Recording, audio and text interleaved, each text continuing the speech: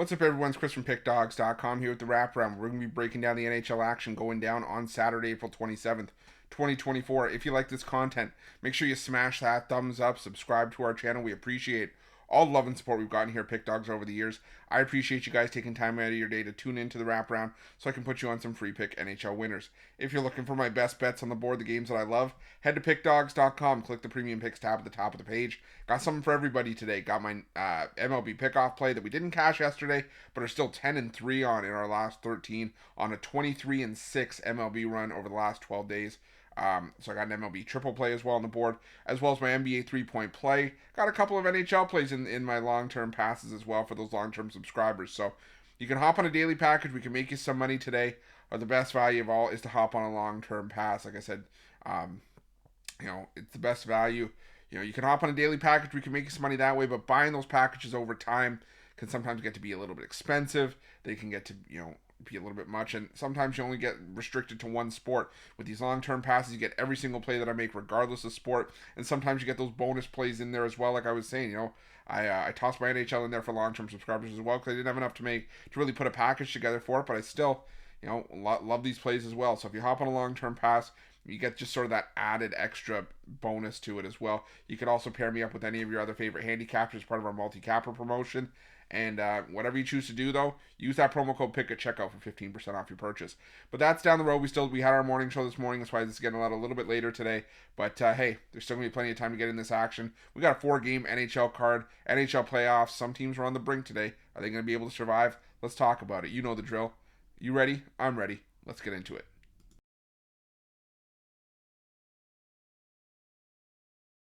Our first game Saturday takes us to the UBS Arena where the New York Islanders take on the Carolina Hurricanes. The New York Islanders have been pushed to the brink, and unfortunately for them, I think the season's over today. The Islanders, they're sending Semyon Varlamov to the goal for this one. I just don't think it matters. Ilya Sorokin hasn't had it in this series. He gave up 3 goals on 14 shots. Varlamov was solid in the opener, and even solid in game 1. But the problem is that the Islanders just look outmatched.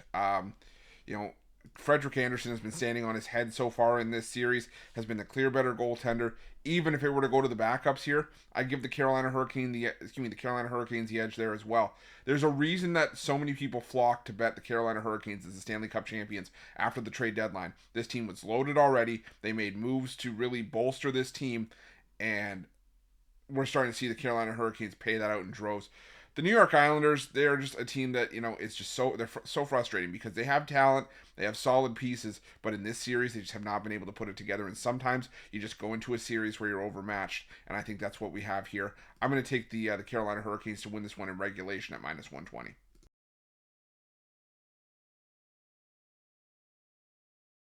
Next, we're going to the Amalie Arena where the Tampa Bay Lightning take on the Florida Panthers, and it is crazy to think that the Tampa Bay Lightning could be on the verge of being swept by the Florida Panthers, but it's where we find ourselves. The Panthers 3-0 in this series, 3-0 series lead, and I think they complete the sweep here as well. I've said this time and time again for anyone who will listen. The Florida Panthers, it just feels like they're the better team in this matchup, and the Tampa Bay Lightning, it just feels like their best years are behind them, finally. And I think this series is starting to be living visual proof of that. The bounces that the Lightning have been getting in the last few years when they made their run to the Stanley Cup Finals and winning the Cup Finals, the puck luck, if you will, just has not been there. You have a world-class goalie in Andrei Vasilevsky. You have a great talented lineup of guys like Braden Point, Brandon Hagel, Steven Stamkos, Victor Hedman, Nikita Kucherov. But the Florida Panthers have had an answer for this Lightning team pretty much at every pass. I just think that the Florida Panthers, they've owned this series. They've won 3 straight in this playoff series. 7 of the last 8 meetings between these two teams. I gotta go with the Florida Panthers to pull off the sweep and send the Lightning packing in this one.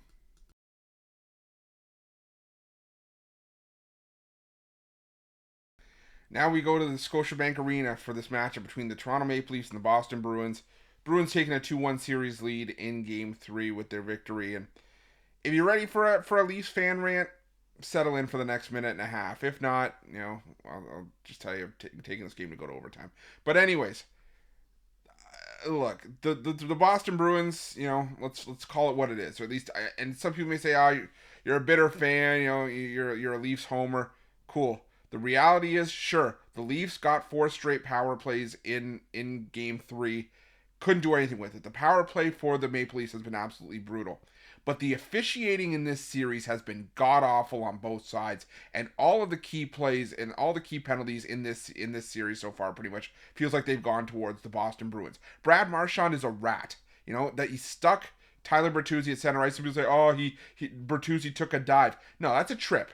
That's a trip that you call, and he didn't call it. And what happened? Well, the Bruins went down the wing and scored to tie the game at 1. You give the Leafs a makeup call closer to the end of the second period, and what happens? The Bruins, they get a chintzy little, face wash call, a nothing call that you do not make in the regular season, let alone in Game 3 of a playoff series. And what happens? It goes to 4-on-4. The Bruins get a power play because of the time ending in the third period. And what happens? They go up 2-1. Toronto doesn't recover. As far as I'm concerned, or maybe they went up 3-2. I think. Sorry, I got my score wrong. But they went up in the third period and didn't look back from that point on. And the Maple Leafs couldn't recover. As long as the officiating is going to continue to be like that in the series, as a Leafs fan, I'm not going to lie to you, I'm terrified. But I think that in this game, it's going to be competitive. And I will tell you, as a Leafs fan, my luck, this game is going to be pins and needles for more than 60 minutes. And we're going to be sitting here wondering if we're going to be going back to Boston down 3-1 or if we actually have a chance to make this a 2-2 series. Either way, I'm taking this game to go to overtime at plus 310. The fan in me says Toronto. The capper in me is scared of that take, but I could see it. So rather than try to mess around and pick a side here or even go with a total that could easily go towards both sides of it, I'm just going to go with what I feel is the better play and honestly the most valuable play in this game, which is the game to go to overtime at plus 310.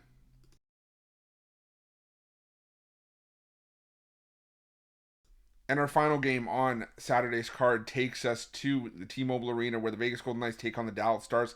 Not going to have as much of an impassioned rant on this game, but I will say that I think the Vegas Golden Knights take the 3-0 series lead here. The Dallas Stars, they just seem overmatched. And, it's not to say that the Dallas Stars are a bad team. They are not a bad team at all. But sometimes you just go into a playoff series and a team has your number. And that's what the Vegas Golden Knights have had this season over the Dallas Stars. They've now won 6 straight meetings against Dallas going back to the series clincher in last year's playoff series. But what's been alarming for me, if you're a Dallas Stars backer in this game, is that the Vegas Golden Knights have won 4 straight meetings between these two teams in Dallas, where Vegas was a below 500 team on the road this season.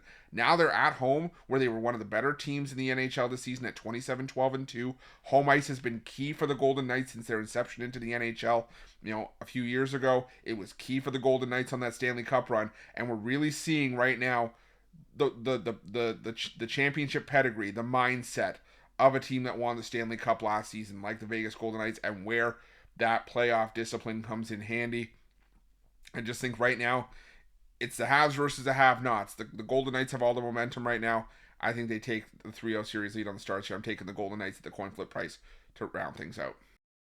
That's it. That's all the NHL action for Saturday, April 27th, 2024. If you like this content, make sure you smash that thumbs up, subscribe to our channel, and hit that notification bell in the description of this video below to get notified when the newest and freshest content drops here at Pick Dawgz. If you're looking for my best bets, you can find those at Pick Dawgz Premium, and make sure to let me know your NHL picks in the comment section below. Thanks for watching. Good luck.